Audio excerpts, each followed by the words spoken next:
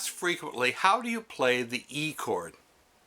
Well, it's one of those chords, it's kind of a pesky chord because it comes up every so often, not enough that you become comfortable with it, but just ever so often that when you need it, where is it? Where did it go? Okay, so we probably know the E seventh chord, which is index fingers on the first fret of the fourth string, the middle fingers on the second fret of the third string, and the ring fingers on the second fret of the first. That's your E seventh. But that won't always work if you need just an E major chord. And by the way, if you see a letter like E or A or C or whatever, and you don't see anything after it, like a 7 or a minor or M or anything, assume that that's a major chord. It's just not said. But E or E major are the same thing. All right, so this actually takes us back, the answer to that question, to our earlier discussions on movable chords.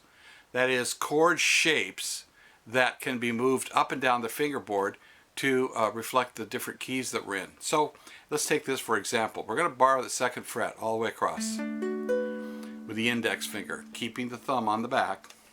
Little pinky is going to be up here on the 5th fret of the first string. Now, if you've seen some of my earlier tutorials, you'll see this is the D chord I favor a lot. I really like this D because it's so bright. I just love the sound. Okay, so but the beauty of that too is that it's a movable chord. So if I take that and I move it up 1/2 step or 1 fret, now it looks like the D, but it's a different key. Now it's a D sharp or E flat, depending upon whether you're going up or going down. You know, each chord has 2 names.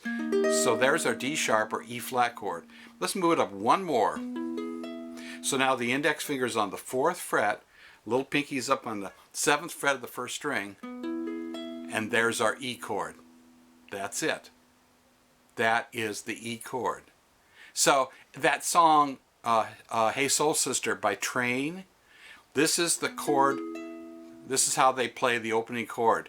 They play it up here on the 4th fret with a little pinky up on the 7th fret of the first string. Now, like I say, it's one that doesn't come up a lot, but it comes up enough that you're going to need to have it sometime. And secondarily, it's a good idea to practice and keep our bar chord technique in shape. So there you have it, the E major chord. Have fun, and as always, happy strumming.